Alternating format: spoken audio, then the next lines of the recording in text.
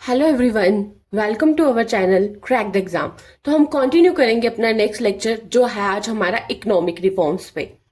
तो स्टार्ट करते हैं हम अपना आज का topic that is economic reforms. तो प्लीज चैनल को लाइक, सब्सक्राइब और शेयर कर दीजिएगा और अगर कोई भी डाउट है तो कमेंट सेक्शन में डाल दीजिए। तो इकोनॉमिक रिफॉर्म को ही बोलते हैं एलपीजी रिफॉर्म। क्या बोलते हैं? LPG reform. इंपॉर्टेंट है, सबसे इंपॉर्टेंट, इसी ने हमारे इंडिया को आज की डेट में डेवलपिंग बनाया है।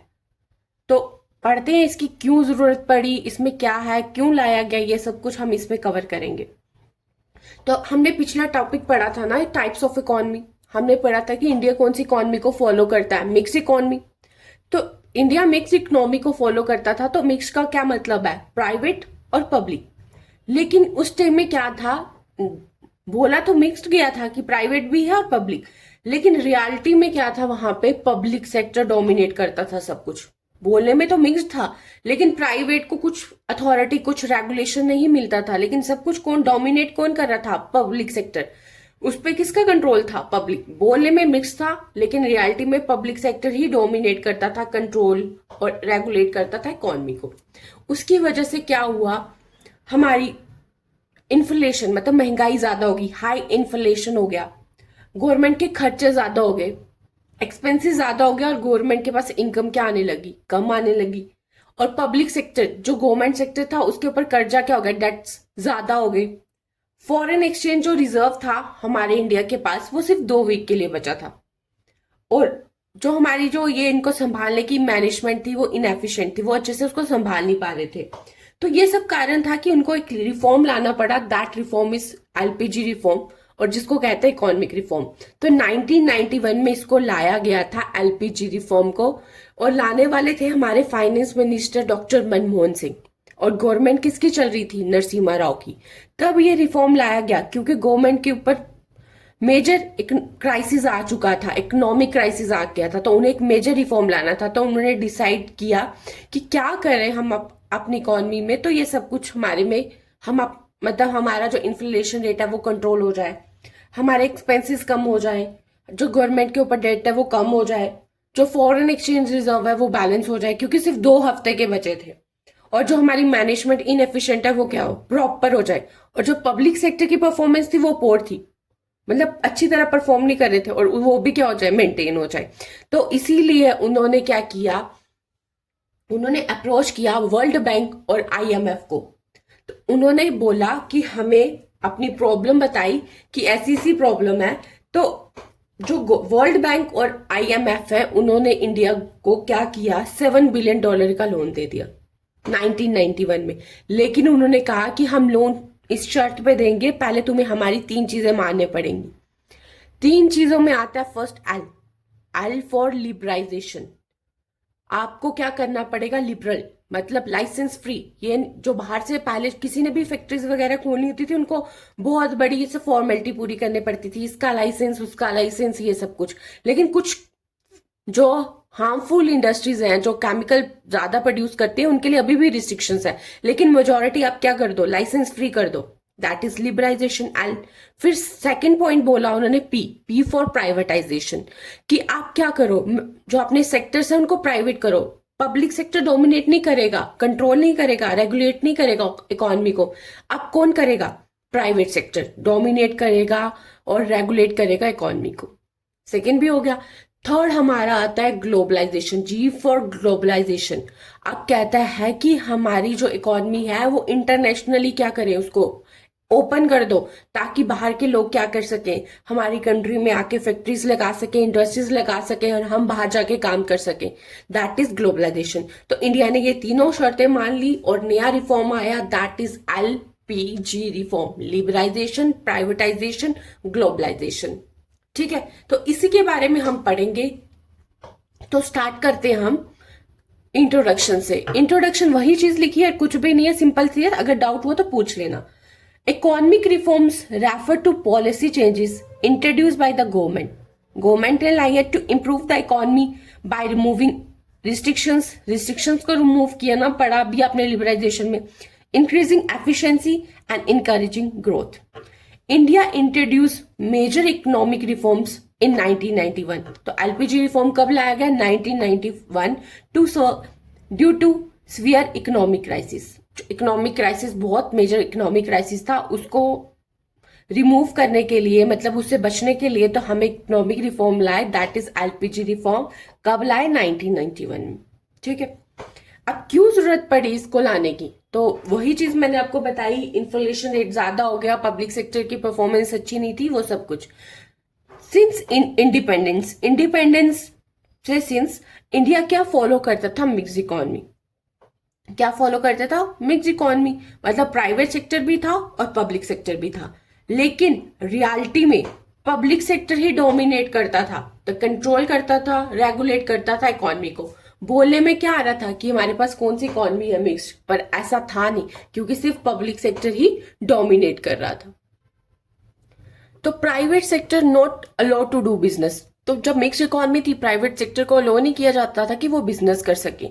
सिर्फ और सिर्फ पब्लिक सेक्टर ही क्या करते थे? बिजनेस करते थे। लेकिन अगर वो बिजनेस कर रहे थे, जो उनकी क्वालिटी प्रोडक्ट की थी वो बैड थी, और वो एफिशिएंटली काम नहीं कर रहे थे, उनकी एफिशिएंसी क्या थी? इनएफिशिएंट थे वो। ठीक है, अगर प्राइवेट सेक्टर इंट्रोड्यूस करते तो एफिशिएंसी क्या होती? अच्छी, और क्वालिटी भी क्या होती? गुड।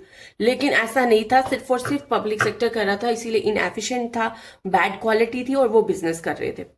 अब क्या रीजन था इकोनॉमिक रिफॉर्म लाने का? 1990 में क्या हुआ? इंडिया फेस कर रही थी हाई इन्फ्लेशन, मतलब महंगाई क्या होगी? ज्यादा। जो नॉर्मल लोग थे ना, जो मतलब आप कहते हो मिडिल क्लास से भी नीचे पोर, उनको तो खाने के भी क्या पड़ गए, क्योंकि इतनी हर चीज इतनी महंगी होगी, और गवर्नमेंट के खर्चे बढ़ते जा रहे थे, उनको इनकम क्या होगी? उनकी कम। खर्चे बढ़ रहे थे और इनकम क्या होती जा रही थी? कम। Public sector debt, high public sector debt, उनपे कर्जा क्या हो गया? ज्यादा हो गया गवर्नमेंट सेक्टर पे। फोर्थ क्या है? Foreign exchange reserve left only for 2 weeks. अब फॉरेन एक्सचेंज रिजर्व मतलब जब हमने इंपोर्ट एक्सपोर्ट करना होता है तो हमें जो करेंसी चाहिए वो that is foreign exchange reserve, वो सिर्फ और सिर्फ 2 वीक के लिए रह गया। तो ये भी सबसे बड़ी प्रॉब्लम थी। और फिफ्थ, इनएफिशिएंट मैनेजमेंट। जो हमारी मैनेजमेंट थी पब्लिक सेक्टर की, वो क्या थी? इनएफिशिएंट, मतलब अच्छे से परफॉर्मेंस नहीं कर पा रही थी। सो इंडिया को क्या चाहिए था? More debt to revive its economy. तो इंडिया को और पैसे चाहिए थे, और कर्जा चाहिए था, ताकि वो क्या कर सके? अपनी इकोनॉमी को अच्छा कर सके। ठीक है, ये रीजन थे, इसी की वजह से क्या हो रहा था? इकोनॉमिक रिफॉर्म को लाना पड़ रहा था। तो इंडिया क्या करती है? वर्ल्ड बैंक और आईएमएफ के पास जाती है ताकि वो डेट ले सके, और वर्ल्ड बैंक और आईएमएफ सैंक्शन कर देता है लोन। कितना? $7 बिलियन। और क्या कंडीशन रखता है? इंडिया को ये एक्सेप्ट करना पड़ेगा, एलपीजी लिबराइज करना पड़ेगा, प्राइवेटाइज करना पड़ेगा, और ग्लोबलाइज करना पड़ेगा। तो मैंने पहले ही बता दिया। तो इंडिया मान जाता है, और इंडिया क्या करता है? इंडिया को $7 बिलियन का लोन मिल जाता है 1991 में। और इसी के बाद आती है हमारी एलपीजी रिफॉर्म, लिबराइजेशन, प्राइवेटाइजेशन और ग्लोबलाइजेशन। तो इंपॉर्टेंट फैक्ट्स कुछ इस पॉइंट जो हैं इसके, वो पढ़ लो, एमसीक्यू के लिए इंपॉर्टेंट है ये। ठीक है, इकोनॉमिक रिफॉर्म वो चेंजेस है, वो फंडामेंटल चेंजेस थी जो हम 1991 में लाए थे।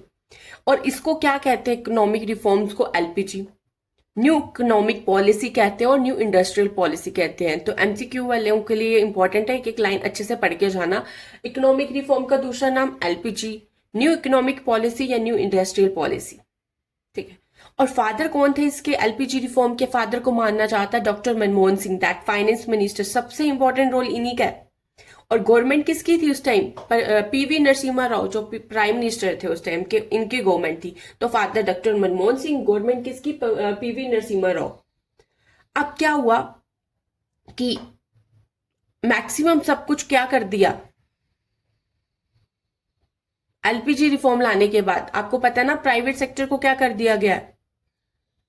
मतलब उनको डोमिनेट कर दिया ना, कि अब आप सब कुछ संभालोगे प्राइवेट सेक्टर को, क्योंकि प्राइवेटाइजेशन कर दिया। अब जो पब्लिक सेक्टर है वो पीछे हटा, तभी एलपीजी रिफॉर्म लाया। लेकिन फिर भी 3 सेक्टर ऐसे थे जो आज की डेट में क्या है?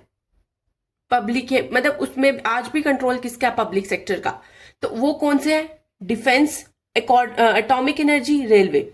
ठीक है, इस सेक्टर को आज भी कौन डोमिनेट करता है? Public sector. कौन करता है? पब्लिक। तो 3 कौन से सेक्टर है? एमसीक्यू आ सकता है, जिसको आज भी पब्लिक मतलब गवर्नमेंट के हाथों में? डिफेंस, एटॉमिक एनर्जी और रेलवे। क्या पता आने वाले टाइम पे क्या हो जाए। ठीक है, तो ये हमारे 3 सेक्टर थे जो प्राइवेट होने के बाद भी इसको डोमिनेट कौन कर रहा था, पब्लिक सेक्टर। कौन कौन से, डिफेंस, एटॉमिक एनर्जी और रेलवे। अब क्या रीजन था, एक बार इंपॉर्टेंट से जल्दी जल्दी मैंने लिख दिया। इन्फ्लेशन रेट हाई, गवर्नमेंट के ऊपर डेट ज्यादा हो रहे थे, फॉरेन एक्सचेंज उनके पास बचा नहीं था, उनका खर्चा एक्सपेंडिचर उनका क्या था, ज्यादा हो रहा था, एफिशिएंट नहीं थे, इनएफिशिएंट था, और जो पब्लिक सेक्टर थी उनकी परफॉर्मेंस क्या थी, पोर। तो ये रीजन था जो हम एलपीजी रिफॉर्म को लाए। अब जो एलपीजी रिफॉर्म को लाया 3 मेन पार्ट में एलपीजी, लेकिन उसके बाद भी ना हमारे, उससे पहले हमारे पास 2 ब्रॉडली पॉलिसी को क्लासिफाई किया। जो पॉलिसी थी उसको 2 मेन ब्रॉडली मतलब ग्रुप्स में डिवाइड किया गया। एक था स्टेबलाइजेशन मेजर और एक था स्ट्रक्चरल मेजर। इंपॉर्टेंट है ये। देखो स्टेबलाइजेशन का क्या मतलब था, उन्होंने कहा कि हम ना शॉर्ट टर्म मेजर करेंगे, जो जो हम मतलब जल्दी जो लाने वाले हैं ना, जैसे कि आपको पता है फॉरेन एक्सचेंज रिजर्व क्या हो रहे थे, खत्म हो रहे थे। फॉरेन एक्सचेंज खत्म हो रहे थे, सिर्फ 2 हफ्ते के लिए बचे थे ना। तो हम क्या कर सकते हैं कि हम उसको जल्द पहले उसको कंट्रोल करें, उसको मैनेज करें। और इन्फ्लेशन, जो नॉर्मल लोग थे वो तो खाना भी नहीं खा पा रहे थे, रेट क्या हो गया महंगाई, उसको भी कंट्रोल कर सके। तो वो कह रहा है कि स्टेबलाइजेशन शॉर्ट टर्म मेजर है, जो जल्दी से ठीक होने वाले, मतलब जो शॉर्ट टर्म मेजर थे पहले उनको बैलेंस करेंगे। और स्ट्रक्चरल मेजर में आता है जो लॉन्ग टर्म, जैसे कि अपनी एफिशिएंसी को इंप्रूव करना, पब्लिक सेक्टर की परफॉर्मेंस को इंप्रूव करना। तो ये सब कुछ किस में आ रहा था, स्ट्रक्चर। और जो जल्दी से ठीक हो सकता था दैट इज स्टेबलाइजेशन। तो वही चीज लिखी है।